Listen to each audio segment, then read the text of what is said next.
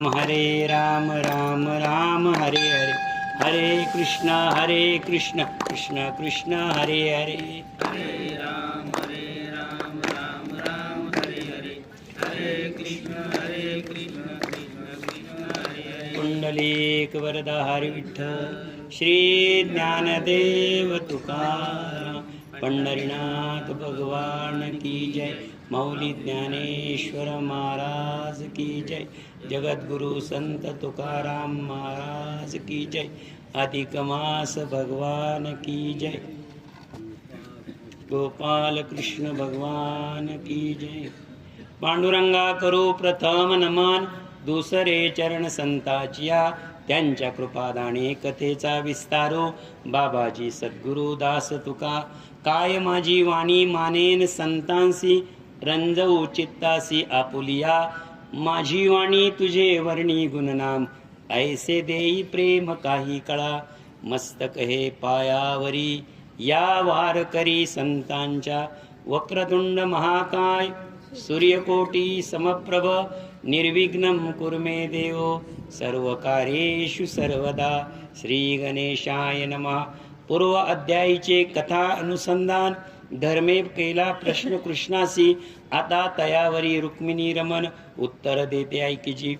कृष्ण म्हणे या युधिष्ठिरा, तू मज प्रश्न केलासी खरा, परी याचे उत्तर देवाया जरा. क्लेश अंतरी वाटती, येथेची विषय अतिगुप्त, ऋषीसह कदा नव्हे प्राप्त. दारा पुत्र बंधू आप्त, यासही प्राप्त निश्चय. तथापि तू माझा परमभक्त, माझे मज वाटती श्रम. यास्तव आता कथा अनुक्रम, सांगतो ऐक साचार. मागच्या अध्यायामध्ये आपण अधिक मास आणि वनामध्ये पांडव आणि श्रीकृष्ण भेट बघितली होती. आणि श्रीकृष्ण भेट झाल्यानंतर दोन प्रश्न उपस्थित केलेले दोघांनी. पहिला प्रश्न उपस्थित केला युधिष्ठिरांनी आणि दुसरा प्रश्न उपस्थित केला द्रौपदीने. युधिष्ठिरानं जो प्रश्न उपस्थित केलेला आहे, डॉक्टर साहेब आले नाही का आज? हां, मग आता मी तोपर्यंत प्रास्ताविक चालू देतो. जो प्रश्न उपस्थित केला कोणी? धर्मराजांनी उपस्थित केलेला प्रश्न दुःखाचं मूळ, आणि द्रौपदीने जो प्रश्न उपस्थित केला तोही काय दुःखाचं मूळ आहे. वेगळी नक्याच ठेवा. प्रश्न जरी एकच असला तरी दुःखाचं कारण हे वेगवेगळं आहे. मग भगवान श्रीकृष्ण इथे सांगतात का काय, जरी तुमच्या दोघांचा प्रश्न एक असेल तर त्याचं उत्तर मात्र अतिगुप्त आहे. ते गुप्त उत्तर आहे, ते गुह्य उत्तर आहे. ते गुह्य उत्तर कोणाला सांगितलेले नाहीये. नीट लक्षात घ्या बरं का, की येथे विषय अतिगुप्त, ऋषीची कदा नव्हे प्राप्त. दारा बंधू पुत्र की आप्त नसे सांगत. हा प्रश्नाचं उत्तर किंवा हा प्रश्न याबद्दल मी ऋषी मुनी, दारा पत्नी, बंधू बलराम, बरोबर, या कोणालाही सांगितले नाही. पण तू माझा परम भक्त असल्यामुळे मी तुला या प्रश्नाचं उत्तर सांगतो, ते तू लक्ष देऊन ऐक. चैत्र मासिक सर्व मास, कला काष्ट लव घटी पक्ष, मुहूर्त यमरात्री प्रदोष, ऋतू आयन संवत्सरे आणि युगाती परार्थवरी. जेने अन्य काल भाग निर्धारी, वापी कूप पल्लव झरी, हृदय सरिता समुद्र, लता औषधी वनस्पती द्रुम, तव सदा असे आराम. वने उपने ग्राम आणि पर्वत इत्यादी. नीट लक्षात घे म्हणे अर्जुना. युधिष्ठिराला हा प्रश्न आहे. अर्जुन समोर बसलेले. महिन्याचे, एका वर्षाचे 12 महिने असतात आणि प्रत्येक 12 महिन्याला काय काय असतं? 5 अंग असतात. 5 अंगामध्ये कोणते? कला काष्ट लव घटी आणि पक्ष. आता कला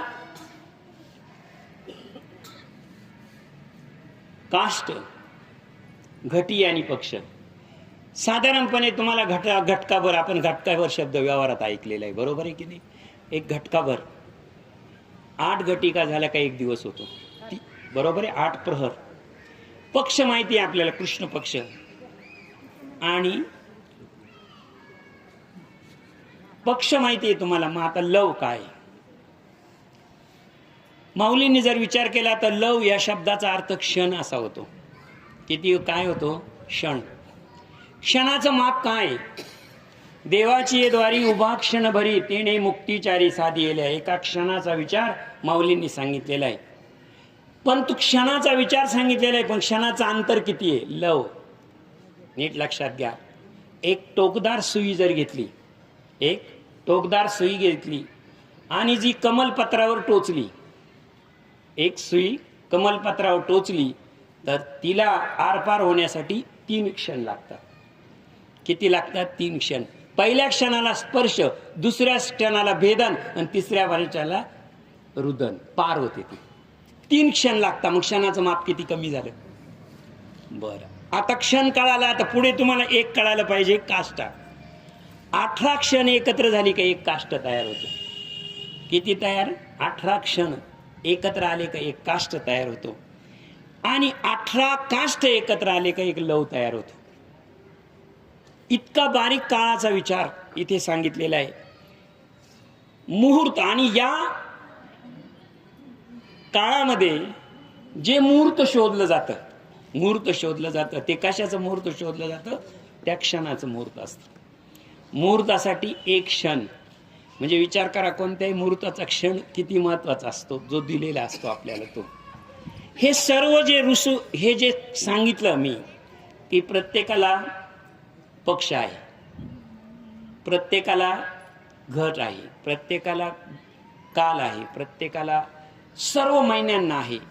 मग या सर्व महिन्यांना जर लव, काष्ट, पळ आणि संवत्सर या सगळ्यांना आहे, म्हणून तिथे मुहूर्त निघतं. काय निघतं? मुहूर्त. या कोणत्याही गोष्टी अधिक मासात नाही. या गोष्टी अधिक मासात नसल्यामुळे अधिक मासात कोणतंही मुहूर्त नाही. मी या गोष्टी सांगितल्या तुम्हाला सगळ्या. या अधिक मासात नाही, म्हणून अधिक मासात कोणतंही मुहूर्त नाही. मुहूर्त नाही म्हणून शुभ कार्य नाही. बरोबर आहे? शुभ कार्य नाही म्हणून पुण्य नाही, आणि पुण्य नाही म्हणून तो पूजनीय नाही. आणि जी पूजनीय नाही तिला आपण म्हणतो टाकाऊ. टाकाऊ असतो म्हणून मास, मल. टाकाऊला काय म्हणतो आपण? मल.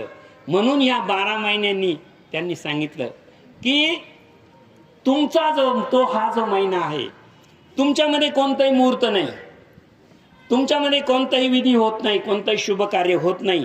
म्हणून चैत्र आधी म्हणजे चैत्र आणि इतर 12 महिन्यांनी त्याला काय सांगितलं? तू आमच्यात बसायचं नाही. लक्षात ठेवा, आमच्यात बसायचं नाही. म्हणजे आता पुन्हा एकदा माऊलींचं चरित्र आठवा. वाळीत टाकणं म्हणजे या 12 महिन्यांनी काय केलं? या महिन्याला वाळीत टाकलं. जन्म तर झालाय, मागच्या अध्यायामध्ये आपण जन्म झाला, परंतु आता त्याच्या स्थितीचं वर्णन. लता समुद्र वनस्पती द्रुम तवसच आराम वनेक्ष्मी ग्राम जे सकळ मूर्तिमंत स्वगुणी पूजिले आत त्या सर्वांचे स्वामी असत मनोनी सतत पूजिताती त्या स्वामी वर्जित आणि अपूज्य असे कोणीच नाही उत्तम फल देती म्हणून स्वाधिकारी पूजताती स्वामीचाच आश्रय त्यास तेने पावोन सौभाग्यास जगा माझी शोभतेशे एक असे वर्षले.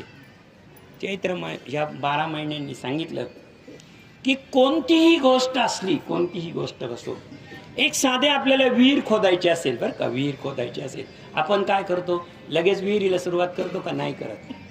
आपण पहिल्यांदा एक देव गणपती तयार करतो, त्याच्यावर शेंदूर टाकतो, शेंदूर टाकल्यानंतर त्याला नारळ चढवतो आणि नारळ वाढवल्यानंतर त्या विहिरीची ती अधिष्ठाती देवता होते. आपल्याला साधं बोर करायचं असेल, तरी बोर करायचं असलं तर आपण काय करतो? त्याच्यासाठी आपण मुहूर्त शोधतो.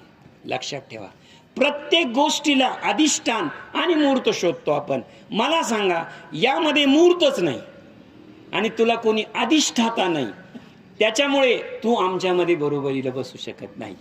नीट लक्षात घ्या. अपूज्य ऐसा कदाचित अधिक मास महिना उत्पन्न झाला पंडुनंदना त्याहून लोक नाना दूषणे ठेवू लागले. म्हणजे काय झालं?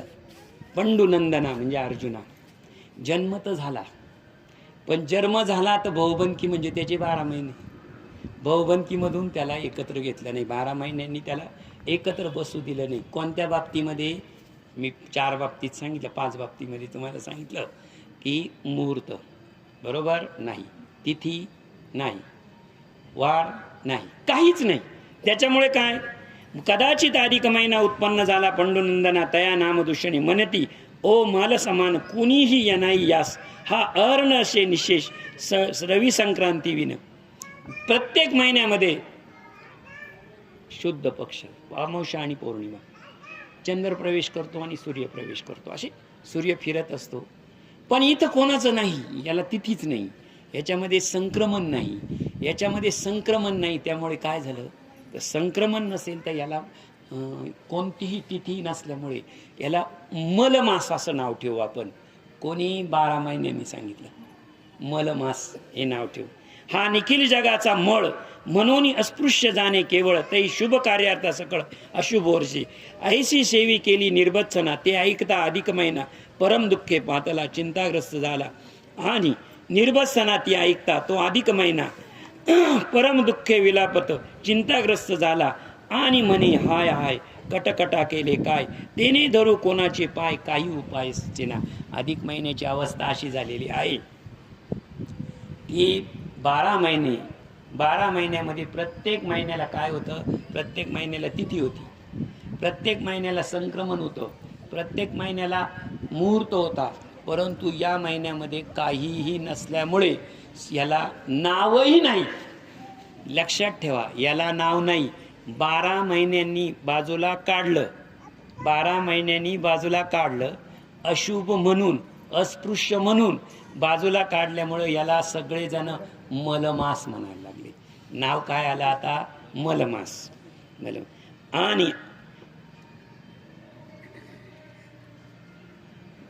आणि म्हणे हाय कटकटा झाली तरी धरू पाय कोणाचे काही उपाय सुचेना. आता नीट लक्षात घ्या, इथं थोडासा समजावून घ्या.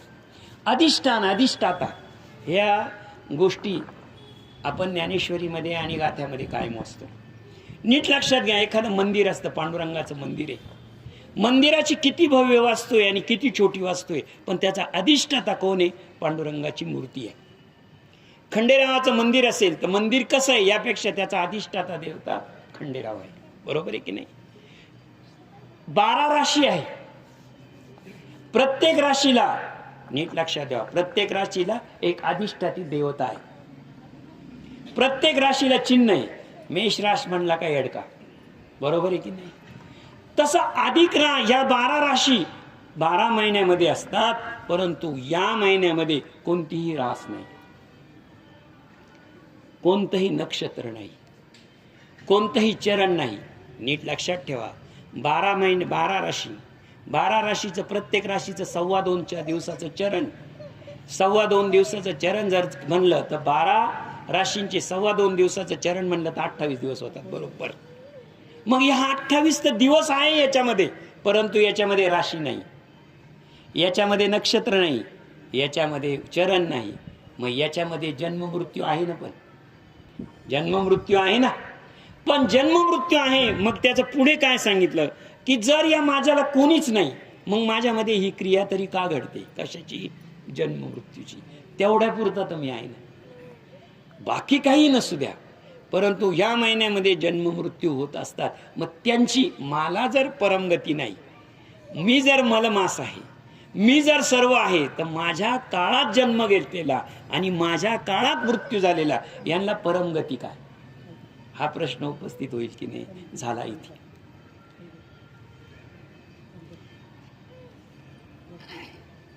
आणि हाय हाय कटकटा आता धरू पाय कोणाचे काही उपाय केला सुचेना. ऐसे मूर्छित पुनश्च धैर्य उठला तरी उपाय काय सुचला शरण जावे हरीस.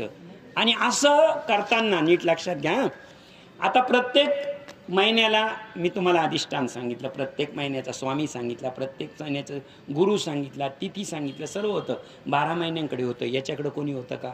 नाही. अधिष्ठान आहे का? नाही. स्वामी आहे का? नाही. मग अशा परिस्थितीमध्ये स्वामी नाही, नीट लक्षात घ्या, अधिष्ठान नाही, मुहूर्त नाही, कोणीच नाही. जर कोणीच नाही तर अशा परिस्थितीमध्ये खरंच सांगा कोण सल्ला देईल हो? एखाद्या माणसाची अवस्था अशी झाली किंवा एखाद्या थांबा इकडे या इकडे या इकडे या खुर्चीची व्यवस्था करतो मी इकडे या इकडे या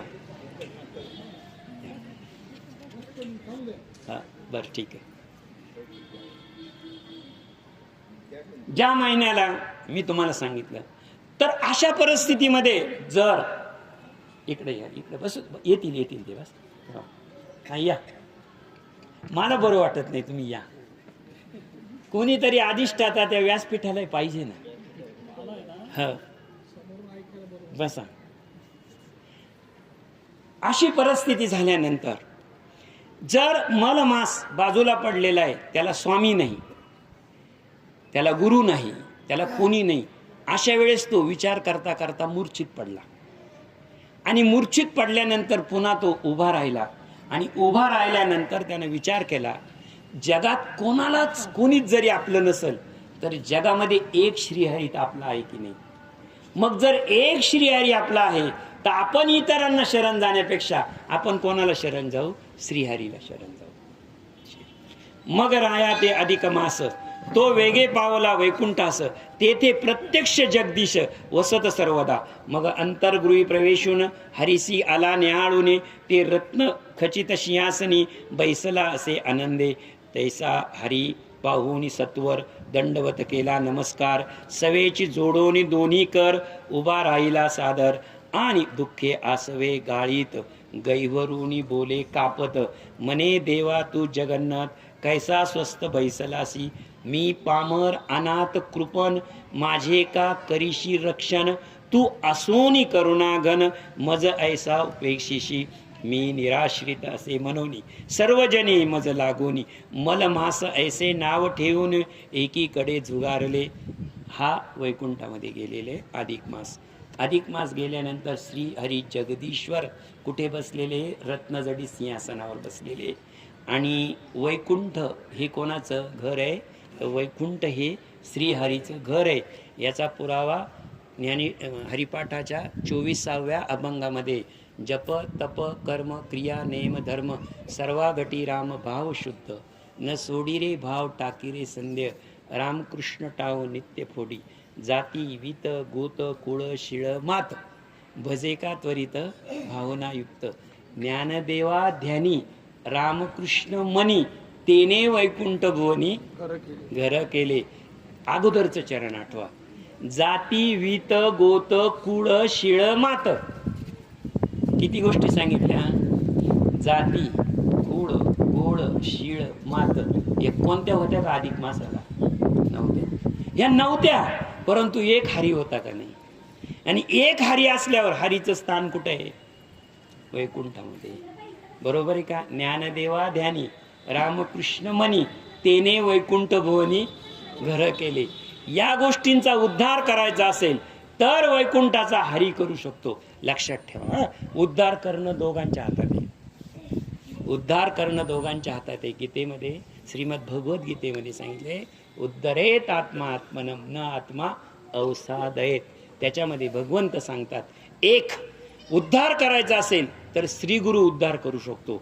आणि दुसरी उद्धार करू शकतो ती हरिकृपा कोण करू शकते दुसरी हरिकृपा एका जनार्दनी भोग प्रारब्धाचा हरिकृपे त्याचा नाश झाला हरिकृपा असायला हवी बरोबर आहे की नाही आता हरिकृपेने जर त्याचा नाश होत असेल आणि आता मलमास कुठे पोहोचलेला आहे हा बरोबर हरी जवळ पोहोचला म्हणजे वैकुंठामध्ये पोहोचलेला आहे आता वैकुंठामध्ये पोहोचल्यानंतर अधिक मासाची अवस्था अशी आहे का तो अश्रुगाळीत पोहोचलेला आहे रडत तिथे गेलेला आहे रडत गेल्यानंतर बघा हा मी अनाथ अपराध माझे का करीशी रक्षण मी करुणानिध ऐसे उपेक्षित मी मनोनी सर्वजण मज लागुनी मलमास ऐसे ठेविती माझी अत्यंत दुर्दशा तू पाहत असती वाशा तव दयाळू कोठे आज तू कुठं गजेंद्र भागिता करुणा केली स्वय तया धावून रक्षिली त्वरी तैसे आजी मज बरे तू रक्षी दयाळा आता मी झालो निराश ऐसे बोलून मलमास दुःखासवे ढाळीत अस पुढे तटस्थ राहिला बर त्यांनी हरीला प्रश्न विचारलेला आहे इथं. जर तुला प्रत्येकाचं दुःख समजतं, गजेंद्राचं दुःख फक्त एक हाक मारली तर एक हाकेसरशी गजेंद्र मोक्ष आपल्याला माहिती आहे. मकर आणि गजेंद्र आपण खूप वेळा ऐकलेले. जर गजेंद्राचं दुःख तू दूर करू शकतो, त्याची हाक तुला ऐकू येऊ शकते, त्याचं दुःख तुला समजू शकतं, तर माझं दुःख तुला का समजत नाही? माझी हाक तुला ऐकू का येऊ शकत नाही? तेव्हा वैकुंठनाथ बोले कृपा करून अत्यंत, वत्सा तू संप्रत शोक किमर्थ करीतुसे, तुझ अंतरी दुःख मज सांगे सकळ, तूच काढी तो देख आता शोक करू नको. हे बघा बालका म्हणे, तू जर माझ्यापर्यंत पोहोचलायस, नीट लक्षात घ्या बरं का, आता इथं बारीक मुद्दा आहे.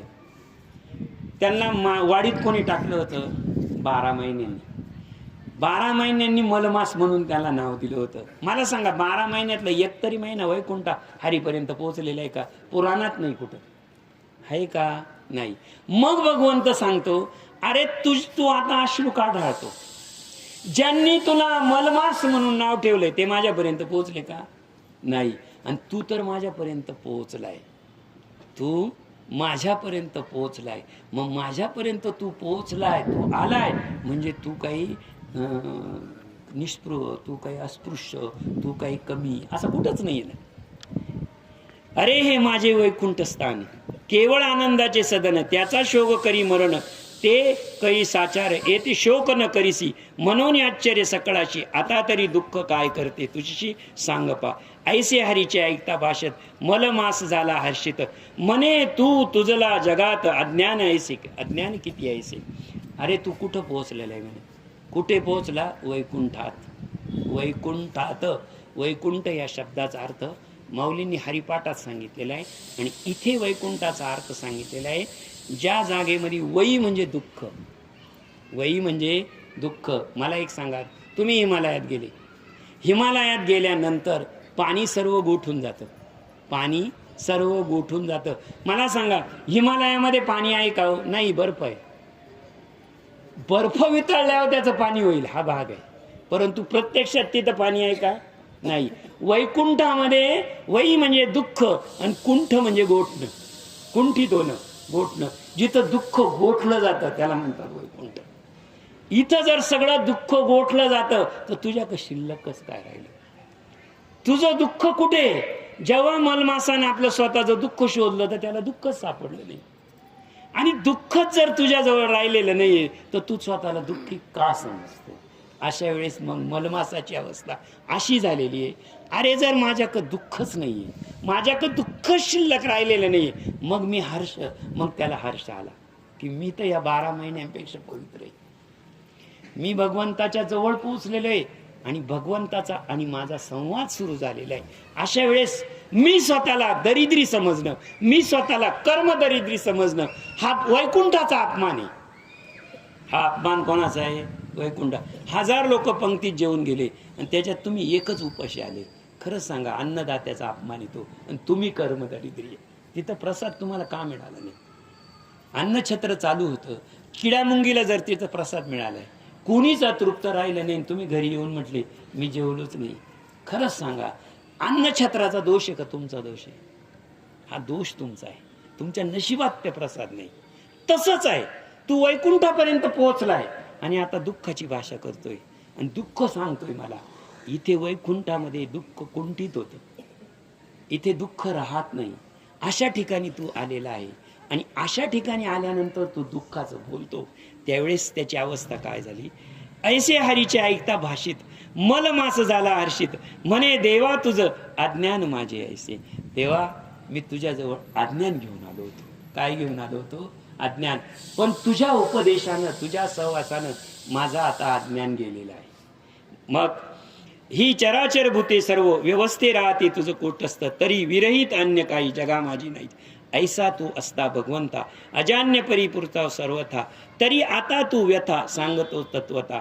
निमेष काल काष्ट घटी मोहत यम पक्षपास आयन, का वर्ष जे इत्यादी या सणाशी असती म्हणून स्वस्वामीच्या अधिकाराने निर्भय ऐसे त्रिभुवनी सदा आनंदे वर्ततात. देवा सांगितलं, जे खाली सगळे लोक 12 महिने आहेत, त्या 12 महिन्यांकडे काय काय आहे? प्रत्येकाकडं पक्ष आहे. बरोबर आहे की नाही? प्रत्येकाकडे मास आहे, महिना. प्रत्येक त्या महिन्यामधून काय जातो? ऋतू जातो. प्रत्येकाच्या ऋतूचं भ्रमण होतं, तिथीचं भ्रमण होतं, क्षणाचं भ्रमण होतं, प्रत्येकाचं भ्रमण होत असतं. आयन भ्रमण होतं, उत्तरायण आणि दक्षिणायन, सगळ्यांचं भ्रमण होतं. माझ्यामध्ये कोणी प्रवेश करीत नाही, प्रवेश करत नाही. त्यामुळे काय झालं? या स्वामी असती म्हणून स्वामीची त्यांना अधिकारी आहे, स्वामी आहे, त्यामुळे ते निर्भय झालेले आहेत. निर्भय ही अवस्था फार मोठी आहे, लक्षात ठेवा. संपूर्ण हरिपाठ पहा तुम्ही, संपूर्ण हरिपाठाचं जर संपूर्ण हरिपाठामध्ये एकूण 64 प्राप्ती आहे. हरिपाठामध्ये 64 प्राप्तीमध्ये 9 प्राप्ती प्रमुख आहे आणि त्यातल्याही 2 प्राप्ती श्रेष्ठ आहे. हरिपाठामध्ये 2च प्राप्ती आहे, एक पुण्याची प्राप्ती आहे आणि मरणाची भीती घालवलेली, पापाची भीती घालवलेली. पापाचे कळप पळती पुढे, हरी उच्चारणी अनंत पापरासी, जातील लयाशी क्षण मात्रे. मला एक मुद्दा इथे हा सांगायचा आहे की जर तुला निर्भय व्हायचं असेल, निर्भय हे 12 महिने निर्भय आणि तू भयमुक्त होण्यासाठी इथपर्यंत आलेला आहे. या वैकुंठामध्ये कोणतंही भय नाही, या वैकुंठामध्ये दुःख नाही.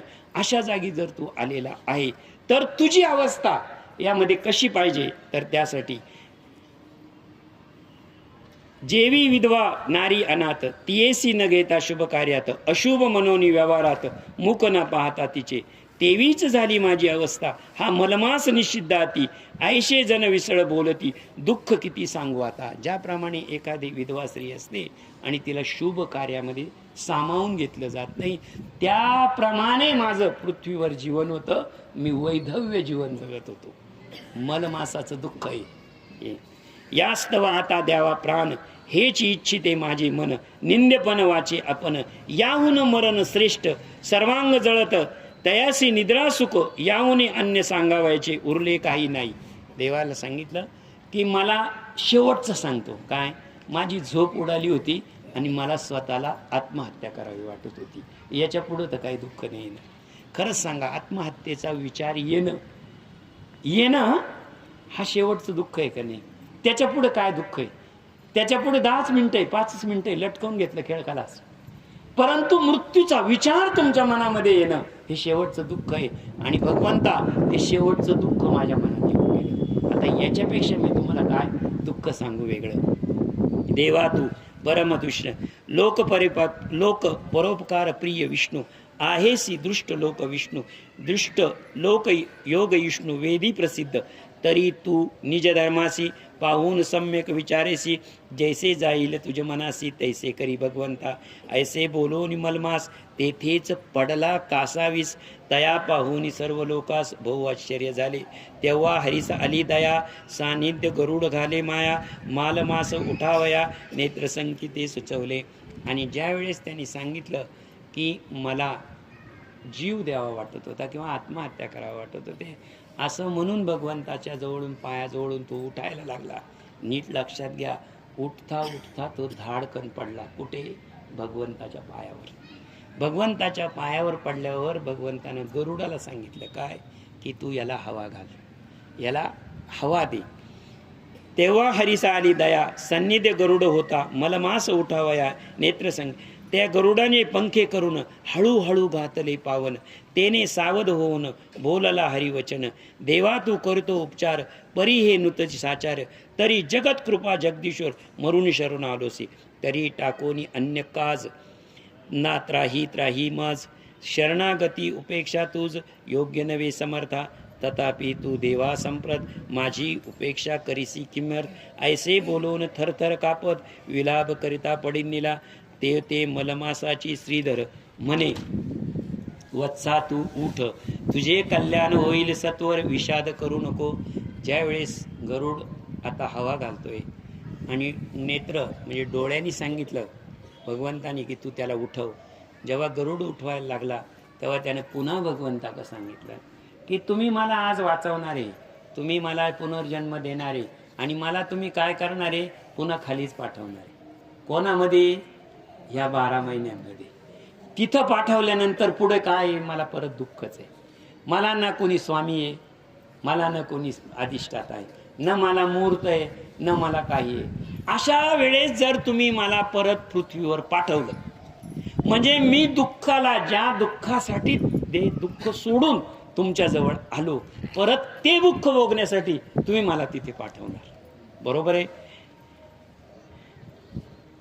तुझे दुःख अनिवार्य असे असे संशय, यावरी करी एक उपाय सुचला अंतरी. तरी मज सांगे त्वरित, चल जाऊ गोलोकात.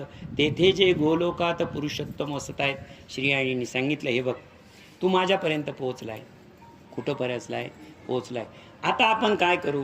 नीट लक्षात घ्या, कुठं पोहोचलेला आहे देव. लक्षात ठेवा, आपण कुठे आहे आता? सध्या मृत्यूलोकात. मृत्यूलोकामधून वैकुंठ भवन, वैकुंठ भवनामधून गोलोक. गोलोक, गो म्हणजे इंद्रिय आणि गो म्हणजे गाय. लक्षात ठेवा, गायींच्या प्रदेशात राहणारा देव म्हणजे कोण? गायींबरोबर कोण राहिला? भगवान श्रीकृष्ण. ऐका, बरोबर आहे. हा, तो साक्षात द्विभुज मुरलीधर श्रीकृष्ण भगवान परमेश्वर, देवांचाही देव परिकर, मजहून श्रेष्ठ असे तयाची सुंदर स्वरूप स्थिती. तेथे काय सांगू तुझ प्रती, तुला प्रत्यक्ष देखिल्यावरती समाधान होईल. इथे श्रीहरींनी कृपा केलेली आहे. आता या ग्रंथामध्ये श्रीहरी शब्द आहे, इथे उपभेद असा केलेला आहे बरं का. म्हणजे याचा उपभेद असा केलेला आहे, श्रीहरी आणि भगवान विष्णू. भगवान विष्णूचे जे अवतार आहे ते मान्य अवतार 10 आहे. नीट लक्षात घ्या. हां, आपण जे वेदामधून आणि पुराणामधून कथन केलेले आहेत ते 10 अवतार आहे. परंतु भगवंताचे 24 अवतारही सांगितलेले आहेत. भगवंताचे अनंत अवताराच्या राशी सांगितलेले आहेत. आता इथे एक भेद असा आहे बरं का, थोडा शास्त्रभेद असा आहे की जर वैकुंठामध्ये गेलेला आहे, आणि वैकुंठामध्ये कोणाचं आहे? वैकुंठामध्ये रक्षण करणारा श्रीहरी आहे, जगाचा पालक श्रीहरी आहे. श्रीहरीपासून आता ते कुठं गेलेले? गोलोकामध्ये गेलेले. गोलोकाच्या पुढे कैलास, कैलासाच्या पुढे आता बघा बरं का, मृत्यूलोक, मृत्यूलोकाच्या वरती वैकुंठ, वैकुंठाच्या वरती गोलोक, गोलोकाच्या वरती कैलास, आणि कैलासाच्या वरती स्वर्ग आहे. आता हे कुठे चाललेले? हे गोलोकात गेलेले भगवान श्रीकृष्णाकडे. निर्गुण निराकार स्वेच्छामय सत्य असा परा, सकळ श्रुती निरामागम, जयाशी करती परब्रह्म, तोची प्रभू परित्तम पुरुषोत्तम पाहेपा. यास्तव जेथे जाऊ तेथे पुरुषोत्तमाचे धरू चरण, मग ते दुःख संपूर्ण हरील जाहला निश्चय. ऐसे बोलोनी श्रीपती, मलमास धरुणी हाती, वैकुंठावनी गोलोक प्रती, सत्वर जाता झाला. इथे मुद्दा पुन्हा एक लक्षात ठेवा, मृत्यूलोक आहे. मृत्यूलोक, या मृत्यूलोकाचा अधिष्ठान किंवा स्वामी आपण वारकरी संप्रदाय कोण मानतो? पांडुरंग मानतो. वैकुंठाचे स्वामी कोण? वैकुंठाचे स्वामी हरी, श्रीहरी. हरिमुखे म्हणा, हरिमुखे म्हणा, पुण्याची गणना कोण करी. 28 अभंगांचं एकच ध्रुवपद आहे, हरिमुखे म्हणा, हरिमुखे म्हणा, पुण्याची गणना कोण करी. याचा परिणाम 24व्या अध्यायात 24व्या अभंगातली शेवटची ओळ, तेने वैकुंठ भुवनी घर केले. शेवटची ओळ, तेने वैकुंठ. म्हणजे जर तुम्ही इकडे हरिमुखे म्हणा, हरिमुखे म्हणा, पुण्याची गणना कोण करी, तुमच्याकडून जप झाला, हरिमुखे म्हणा, हरिमुखे म्हणा, पुण्याची गणना झाली, त्याची प्राप्ती काय? नुसतीच पुण्याची गणना झाली, प्राप्ती काय? प्राप्ती 24व्या अभंगात शेवटच्या ओळीमध्ये, तेने वैकुंठ भुवनी, पुण्याची प्राप्ती. वैकुंठात तुमचं घर तयार असतं. आता मलमास कुठं पोहोचलेला आहे? वर आलेला आहे. बरोबर आहे ना? आता श्रीहरी बरोबर तुमचं बसणं झालं. मुक्ती कोणती झाली? 4 मुक्ती. सायुज्यता, बरोबर आहे की नाही? सलोकता, समीपता. आता समीपता पहिली मुक्ती, त्याच्या समीप बसायला मिळालं तुम्हाला. बरोबर आहे की नाही? आपण एक एक मुक्तीला पुढे जाऊ. मुद्दा मला हा सांगायचा आहे, एक मुक्तीपासून आता पुढच्या मुक्तीत जायचंय. तुमच्याला पुढच्या मुक्तीमध्ये जायचंय. मग आता गोलोकामध्ये गेले तर गोलोकामध्ये कोण आहे? गोलोकामध्ये भगवान पुरुषोत्तम. मला एक सांगा, श्रीकृष्ण पुरुषोत्तम. वैकुंठाचा स्वामी कोण? आता श्रीहरी. हरी हा वैकुंठाचा स्वामी. गोलोकाचे स्वामी पुरुषोत्तम, अगदी बरोबर. कैलासाचे स्वामी कैलास राणा बस. आणि स्वर्गाचे अधिपती भगवान विष्णू. हे 4 लोक. याची प्राप्ती कशी आहे आता हे बघा. ऐसे बोलोनी श्रीपती मलमास धरून याती वैकुंठा गौलपती सत्वर जाहाला. श्रीकृष्ण म्हणे युधिष्ठिराशी गोलोक तो काय म्हणसी तरी तयाची स्थिती तुझ सांगतो समक्र. पूर्वी प्रलयी निर्मळ कोटी सूर्यहून तेजाळ ज्योती स्वरूप समान केवळ असते झाले एकची ते सकळ विश्वासी कारण स्वेच्छामय विभूतीचे तेज अनंत विशाळ नित्य उल्बल ऐसे साचार ते तेजो भीतर देख सुंदर असती 3 लोक त्यात सर्वपरी एक तोच गोलक जाणीजे. पूर्वी आकाशामध्ये किती सूर्य? एकच सूर्य. पण इथे काय सांगितलेलं आहे नीट लक्षात घ्या. अनंत विशाळ नित्य अल्बम ऐसे साचार तेने तेजो भीतर देख. जिथे सूर्यांची माळ घातली जाते, जिथे सूर्याची माळ घातली जाते असा तेजोमय लोक म्हणजे गोलोक. तेजोमय गोलोक नीट लक्षात घ्या. वैकुंठामध्ये पुण्य आहे, वैकुंठामध्ये पुण्य आहे, गोलोकामध्ये तेज आहे. गोलोक हे कशाचं प्रतीक आहे? तेजाचं प्रतीक आहे. तेज.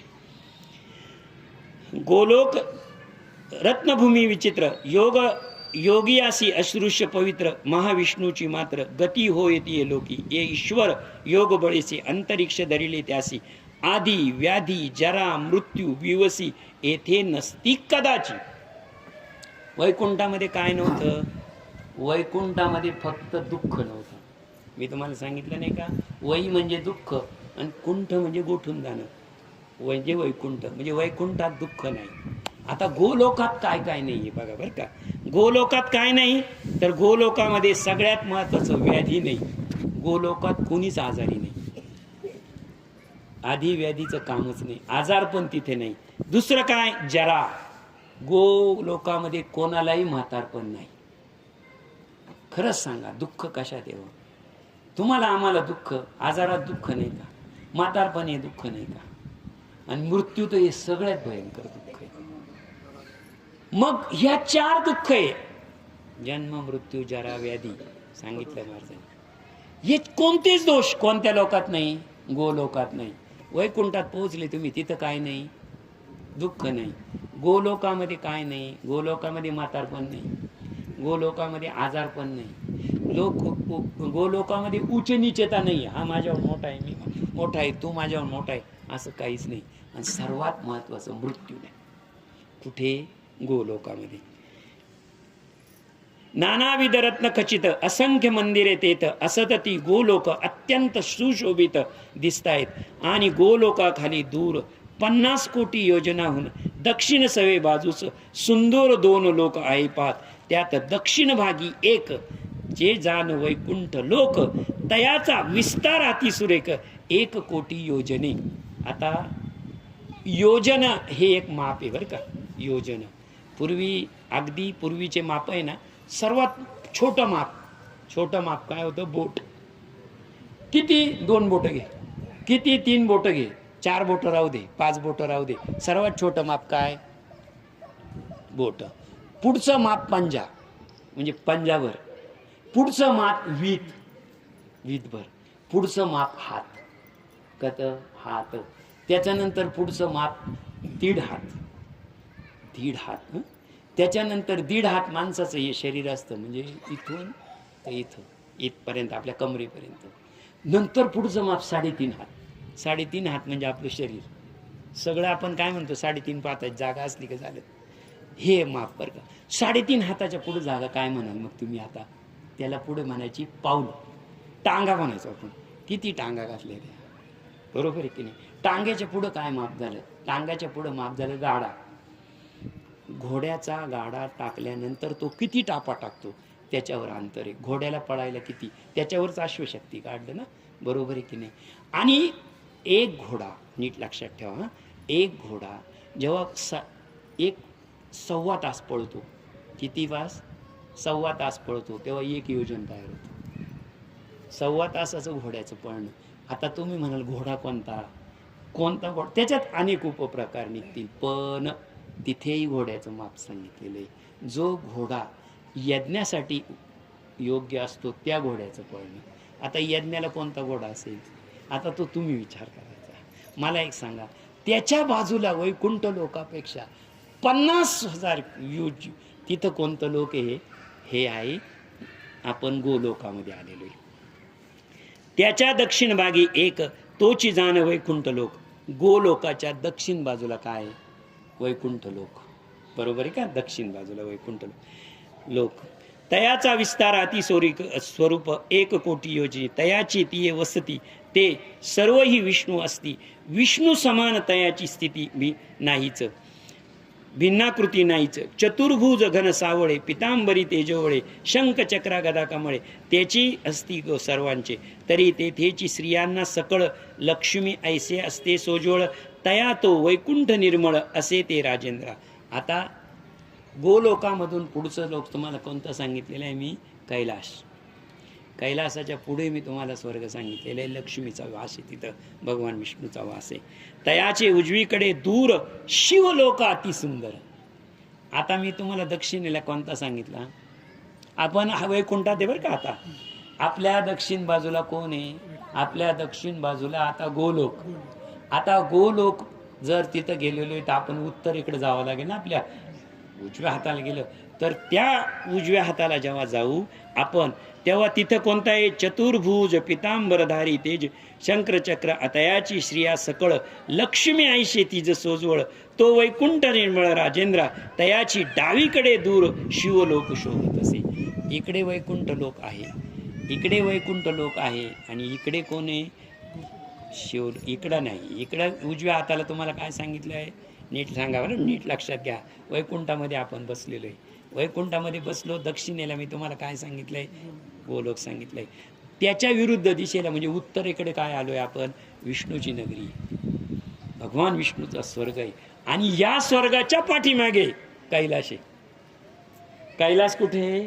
पाठीमागे, पाठीमागे. तयाचे डावीकडे दूर शोभतो सुंदर. तया 1 कोटी विजितार असे. तयाची स्थिती पाहता सतत पार्षद गणाची सर्वरथ. सकळ इथे भगवंत भिये कृतांत ती अशी. ऐसा साक्षात उमारमन तयेची दिसते संपूर्ण. शूल पट्टिश दैदैत हाती तीक्ष्ण विराजित त्रिशूळ.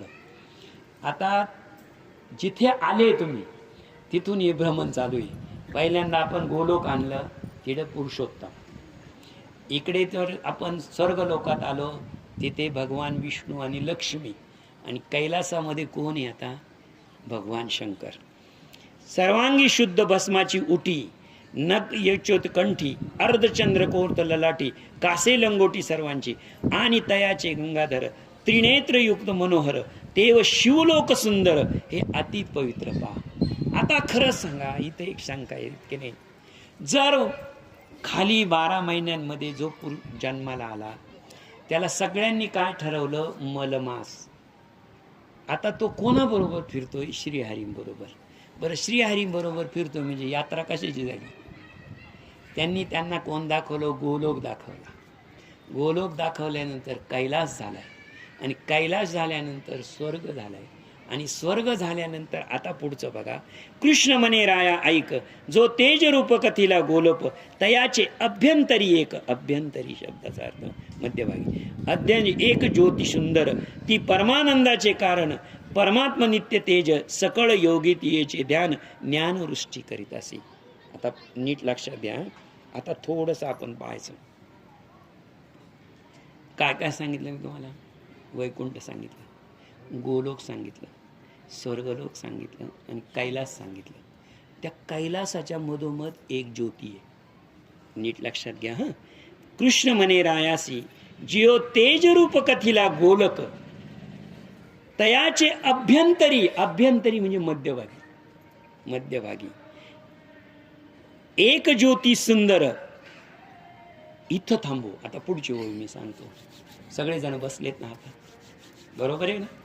लक्षात ठेवा. हां, आता तुमच्या तुम्ही उजव्या हाताला काय तुमच्या? तुम्ही माझ्याकडे डोकं केलंय. तुमच्या उजव्या हाताला एक तर वैकुंठ लोक येईल, माझ्या हाताला उलट येईल. कारण तुमच्या उजव्या म्हणजे माझ्या ह्या हाताला काय आहे? या हाताला दक्षिण बाजूला वैकुंठ आहे, तुमच्या या हाताला वैकुंठ आहे. इकडे गेल्यानंतर काय दिसलं होतं? गोलोक. बरोबर आहे की नाही? इकडे गोलोक दिसला, नीट लक्षात घ्या. मागे किंवा वरती काय दिसला तुम्हाला? कैलास दिसलं. मला एक सांगा, तुमचं हृदय कोणत्या बाजूला आहे? डाव्या. एकदम बरोबर, डाव्या बाजूला हृदय आहे. बरं, नीट लक्षात घ्या. उजव्या बाजूला काय? उजव्या बाजूला हृदयाच्या झडपा उजव्या बाजूला आहे. डॉक्टर साहेब बसलेले. लक्षात ठेवा, हे स्वर्गलोक गोलोक तुम्हाला इथंच सिद्ध करायचंय. तुमचं उजवं अंग, नीट लक्षात घ्या, तुमचं उजवं अंग, ज्या हातानं तुम्ही दान करता, ज्या हातानं तुम्ही खाता, ज्या हातानं तुम्ही दुसऱ्याला भरवता आणि स्वतःला भरवता, हाच गोलोक आहे. हा काय? उजवा हात, हा गोलोक आहे. ज्या हातानं तुम्ही जेवता, ज्या बाजूला तुमचं हृदय आहे, डाव्या हाताला, तो वैकुंठ आहे. लक्षात ठेवा, तुमचा मेंदू वरची बाजू जो कैलास आहे, ती वरची बाजू म्हणजे तुमचा मेंदू आहे. आणि मध्ये हृदयामध्ये प्राणज्योत जी जळते आहे, तो तुमचा आत्मरुद्र देव आहे. तुम्ही हे वर्णन तुमच्या स्वतःच आहे. हा प्रत्यक्षात नाहीये कुठं. भगवान सांगतात, तया अभ्यंतरी एक ज्योत निर्मळ, तया अभ्यंतरी एक ज्योत निर्मळ तेजत असे. शरीराचा, माणसाचं शरीर हेच वैकुंठ आहे, हेच त्रिलोक आहे, हेच गोलोक आहे आणि हाच कैलास आहे. तुम्ही म्हणाल हे सगळं कसं काय? त्याची पुढची ओवी सांगतो मी, तुम्हाला लगेच समजेल. आणि दक्षिण भागी जो एक तोचे वैकुंठ लोक, तया अति सुरेख असं चतुर्भुज गण निळ सावळे, तयाती तीक्ष्ण विराजित ज्ञानदृष्टी करीत असे. तिये ज्योतीचे मध्यभागी मनोहर दिव्य मूर्ती, तियेची सौंदर्य नाही मिती, किशोर वया शोभत असे. इंदी वर विलासमान सर्वांग शोभे श्यामवर्ण, नवपंकचा ऐसे अरुण नेत्र त्रिकोण विराजित, कोटी शारद बर्णे दु ऐसे मुख कमल प्रसन्न दिसे, धनुष्या ऐसे वक्रवेशे भ्रुकुटी दोन्ही विराजती, रत्नखचित किरीट शिरी कर्णी कुंडले दिसते साजिरी, श्री वच्छलन शोभे करी कटके करी चमकती, कंठी कौस्तुभ तेजोमळ गळास आती वनमाळा, कस्तुरी टिळा रंद रुपारी विराजे, 52 कशी तपसुवर्ण कैसे तापाचे सुवर्ण, रत्नखचित दैत्यपान मेखला शोभा तयावरी, दिव्य पंचूचे गमेश घाम तैसे दिसती दोन्ही भुज. दोन्ही भुजाला वैकुंठ आणि गोलोक हे दोन भुजे आपले. त्याच्यानंतर तैसे दिसती दोन्ही रत्न जडित तैसे तेजवंज मुरली धरली हाती, सर्व लावण्याचे निदान करीतयाचे वर्णन, कोट्यानुजी कुरवंडी करून टाकत, ऐसे तरी दिव्य किशोर मूर्ती गोलकीची तेजाच निरती, रत्न सिंहासनावरती बैसला जैसे आनंदे. ज्याप्रमाणे माणसाचं मन आणि शरीर, नीट लक्षात घ्या हां, तुम्हाला राग आला, नीट लक्षात घ्या, तुम्हाला राग आला, मुख कमल शब्द दिलेला आहे म्हणून सांगतो. कोणतीही दुःखाची बातमी तुम्हाला आज आता समजा आपण म्हटलो 8:05 झाले, बरोबर आहे की नाही डॉक्टर साहेब? 8:06 तुम्हाला एखादी दुःखद बातमी समजली. किती वाजता? 8:06.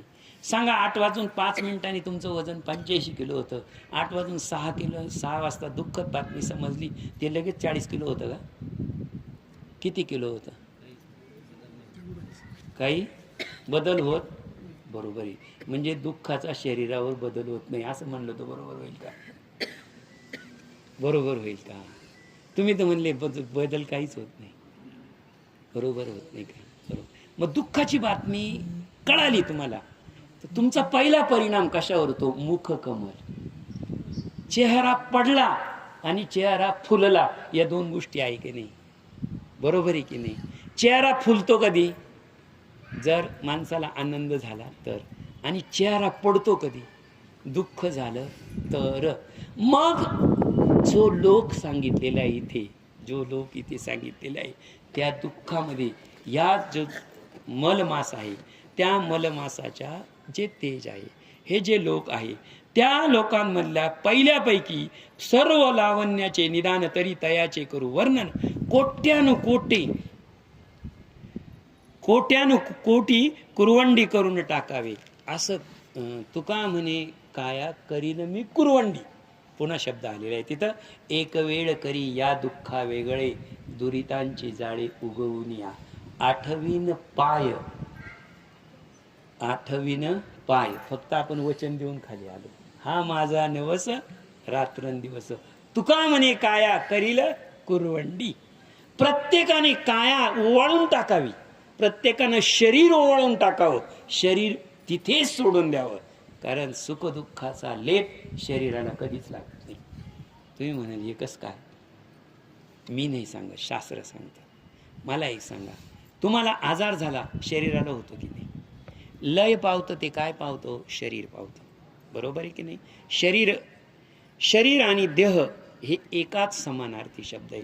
वेदांत शास्त्रानुसार क्षयते इति शरीरम, देहंती इति देहम अशा व्याख्या आहे. क्षणाक्षणाला जे क्षय पावत जातं त्याला म्हणायचं शरीर. तुम्ही म्हणाल काहीच बदल होत नाही. लगेच बदल होतो. आज जे तुम्ही आज आहे ते उद्या राहणार नाही. उद्या आहे ते परवा राहणार नाही. 5वीला होते तसे 10वीला नव्हते. 10वीला होते तसे लग्नात नव्हते. आणि लग्नात आहे तसे आज नाही. बदल कुठं चालला? शरीरातच चाललेला आहे. शरीरात बदल होतो. कशाचा? शरीरात बदल होतो संसाराचा. संसारात अडकलेला माणूस कुठेही असतो तो शरीरावर नियुक्त बदल होतो. मग टाकाऊ गोष्ट कोणती आहे? टाकाऊ गोष्ट फक्त शरीर आहे. दिव्य ज्योत परमात्मा टाकाऊ गोष्ट आहे का? नाही, नाहीच आहे. अभ्यंतरी दिव्य ज्योत, ती जी ज्योत आहे ती टाकाऊ आहे का? नाही. मग तू टाकून द्यायचं काय ठरवलं होतं? मलमासाला प्रश्न आहे बरं का. काय टाकून द्यायचं ठरवलं होतं? शरीर. आत्महत्या करणं, मूर्छित होऊन पडणं, देवाच्या पायावर पडणं, हे करणं, हा काय टाकून काय द्यायचं होतं? शरीर. आणि ज्या शरीराला टाकून द्यायचं होतं त्या शरीराकरता तू इथे आलाय का? नाही. तू कशा करता आलेला आहे? पुढची ओवी. निदान सर्व लावण्याचे निदान किती तयाचे करू वर्णन, कोट्यावधी कुरवंडी करून टाकावे. ऐसे ते दिव्य किशोर मूर्ती, गोलकाचे तेजात निवृत्ती, रित्न सिंहासने बैसले आनंदे. तेची परम ज्योती परमधाम, तोची कृष्ण पुरुषोत्तम, आणि तया मासाची पूर्णोत्तम परब्रह्म असे तसे. आणि जेव्हा त्या अधिक मासानं बघितलं, आता ध्रुव बाळाची कथा माहिती आहे तुम्हाला. ध्रुव कधी म्हातारा झाल्यावर गेला का वरती? किशोर वयात गेला. ते लहान असताना गेला. मग हा लहान असताना गेला. मलमास कधी गेलेला आहे? किशोर वयातच गेलेला आहे. लहान असतानाच गेलेला आहे. किशोर वयात गेलेला ध्रुव, किशोर वयात गेलेला मलमास, आणि भेटले तोही किशोर वयातलाच पुरुषोत्तम भगवान भेटलेले. तिघही ज्या वयाचे पुरुषोत्तम मास त्याच वयाचे पुरुषोत्तम भगवान. नीट लक्षात घ्या. वयाची साम्यता इथे, वयाची साम्यता. स्वेच्छा तेजो परम ज्योती, तो वस्तुता निर्विकार, ताहेर आहे निरंजन सर, स्वयामय सत्यपत्पर, स्वतंत्र आद्य अव्यक्त, तो सर्व सिद्ध स्वरूप, एक सर्व सिद्धेश सिद्धिनायक, मंगळ रूप मंगळकारक, मयातीत परिपूर्ण, तो आदि मध्या अवसानी, पुराण पुरुष विश्वकारण, विश्वव्यापक विश्वापन, विश्वहरण विश्वजीत, अनंत कोटी ब्रह्मांड नायक, अनंत माया चक्र चालक, अज्ञान ज्ञान अंधारक, मोक्ष स्वरूपात सनातन, क्षराक्षर परम अव्ययाकृत, षडगुण संपन्न, षडदर्शन प्रतिपादन, षडमार्जित सर्वमय, वेद रूप वेद जनक, वेद प्रिय बद्धोधारक, वेदवस्त वेदस्थापक, वेद संरक्षक शरण्य. हे सगळे श्री अनंता मधुसूदना एवढी आरती केली. त्याच्यात जेवढे भगवंताचे विशेषण आहे ते सगळे विशेषण याच्यात आहे. तुकाराम महाराजांच्या एका अभंगात हे सगळे आलेले. हे सर्व विशेषण भगवंताचे, आणि हे विशेषण भगवंताला असताना भगवंत त्या विशेषणासहित रत्नजडीत सिंहासनावर बसलेला आहे. निर्गुण वेद मार्ग प्रवर्तक आद्य, वेदा प्रतिपादक शुद्ध प्रांत परमात्मा, आणि तो निर्गुण निराकार, तयासी न काही आकार, सचिनानंद साकार, ऐशेचे असे केवळ परी कराया लोक कल्याण, पूर्व प्रकारे साकार सगुण पुरुषोत्तम रूपा आपण स्वेच्छा करून धरला असे. श्रीकृष्ण म्हणे धर्मा लागून पूर्व अनुसंधान देई मन, श्री विष्णू मलमासाशी घेऊन गोलोक जाता झाला. आणि हे सर्व असताना पुरुषोत्तम मासाजवळ असताना, पुरुषोत्तम मासाची भेट झाली असताना पुरुषोत्तमाची, भगवंताला मलमास, या मलमासाला घेऊन श्रीहरी या कोणत्या लोकात आलेला आहे नीट लक्षात ठेवा. हे लोक कळाले पाहिजे बरं का. जोपर्यंत तुम्हाला वैकुंठ लोक कळत नाही, जोपर्यंत वैकुंठाच्या पुढचं गोलोक कळत नाही, गोलोकाच्या पुढे कैलास कळत नाही, आणि कैलासाच्या पुढे स्वर्ग आहे, हे चार लोक तुमचे पाठ झाले पाहिजे. या कथेमध्येच ते पाठ झाले पाहिजे. 4 लोक पुढे जाता. कारण जर मी हे 4 लोक तुम्हाला का सांगतोय, पुढे अनेक कथेमध्ये त्याचे संदर्भ येणारे, सगळ्या कथांमध्ये. पुढे जाता जाता दूरवर मध्यप्रतीशी पोहोचला सत्वर, तो दुरुणीचे भगवान मंदिर अतिसुंदर देखिले, ते मणिस्तंभी सुशोभित उत्तम, तया माझी पुरुषोत्तम बैसला असे चे अनुपम, तेज सर्वत्र फाकले, तेने ते विष्णूचे डोळे दीपोवून तात्काळ मिटे, मागून हळूच उघडून बळे, पुढे नमन आरंभिले. असं चालत असताना मध्ये एक मंदिर दिसलं, आणि त्या मंदिरामध्ये नीट लक्षात घ्या, पुरुषोत्तम मास हा कुठे प्रवास करतोय, श्रीहरींबरोबर. तिथे एक मंदिर पाहिलं, आणि त्या मंदिरामध्ये कोण होतं, मणिस्तंभी सुशोभित, तया माझी पुरुषोत्तम बैसला असे तयाचे. त्या मंदिरच कोणाचं होतं, पुरुषोत्तमाचं मंदिर होतं ते. बरं, त्या मंदिराचं कसं आहे, काय होतं, बैसला असो तेज सर्वत्र फाकले, तेने तेजे विष्णूचे श्री डोळे दिपले, भगवान विष्णूचे डोळे दिपले, मागुती हळूच डोळे उघडून पुढे गमन आरंभिले, पाठी घालून मलमास, तया समान तो वैकुंठ देश, मंद मंदचा चालता हर्ष, महाद्वारास पातला. लक्षात ठेवा, 2 गोष्टींचं तेज पुराणामध्ये, 2 गोष्टींचं तेज आहे, आणि ते पहिलं तेज आहे शेषनागाच्या दृष्टीचं, त्याला धन्वंतरींचा दृष्टांत आहे. तसं हे दुसरं तेज आहे पुरुषोत्तमाचं शेषनागाच्या दृष्टीमध्ये तेज होतं, आणि पुरुषोत्तम भगवान श्रीकृष्णाच्या देही तेज होतं, शरीरातच तेज होतं. ते तेज बघून भगवान विष्णूचे डोळे दिपले. डोळे दिपल्यानंतर त्यांनी आपल्या पाठीमागं कोणाला घातलं, मलमास पाठीमागे घातला. पाठी घालोनी मलमासास, तया तो वैकुंठ देश, मंद मंद चालता, तरी द्वापारळीत आढवले उठवणी तटशनी, प्रेमे वंदिले तयाचे चरण, मग त्या मासास वर्तमान मन विष्णू मंदिरात विष्णू परशिला, तो पुरुषोत्तम परम ज्योती, श्याम सुंदर किशोर मूर्ती, रत्न सिंह सरावरती बैसलासे, तया पाहताची रमारमन. काल मी शब्द आला होता, मी रमारमन तुम्हाला कालच शब्द, रमा म्हणजे पार्वती आणि रमन म्हणजे तिचा पती. म्हणजे हे सर्वजण आता कोणी एकत्र आलेले, भगवान विष्णू. लक्षात ठेवा, कैलासाचा स्वामी रमारमन म्हणजे भगवान शंकर, आणि त्या सर्वांना घेऊन आलेले श्रीहरी. श्रीहरी आपण इंद्रदेव म्हणलं तर चालणार नाही, आपल्याला तो अधिकार नाही, कारण इथे श्रीहरी म्हटलेले.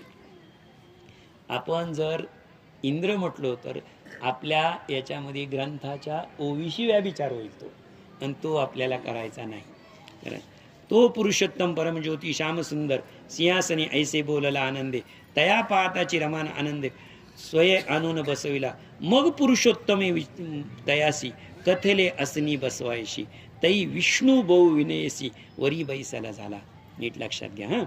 मग पुरुषोत्तम जी भगवान श्रीकृष्णाची मूर्ती आहे, त्यांनी भगवान विष्णूला बसायला सांगितलेले आपल्या उजव्या हाताला, आणि तया पाठी मलमास नेत्रू अश्री डाळीचे थरथर कापत करावयास जोडून उभा राहिला. भगवान विष्णू जेव्हा बसले तेव्हा त्यांच्या समोर पाठीमागे कोण येत होता, मलमास. तो उभा राहिला कोणापुढे, पुरुषोत्तमापुढे. पुरुषोत्तमापुढे ऐसे कृष्ण धर्मा लागून कथियले कामे वन्नी एव, आणि तो उभा राहिल्यानंतर त्यानं हात जोडलेले, आणि त्याची थरथर थरथर कापण्याची अवस्था चालू आहे. इथपर्यंत कथा आल्यानंतर संवाद कोणाचा चालू आहे, मी काल सांगितलं, नारायण ऋषी आणि नारदाचा. 2 संवाद सांगितले होते. एक सूतमुनींचा होता, सूतमुनींचा, आणि 18 पुराणांचं ज्यांनी वर्णन केलं त्या सप्त ऋषींचा. त्या सप्त ऋषी आणि सूत काल संवाद होता. आणि हा संवाद चालू आहे तो नारायण ऋषी आणि नारदाचा.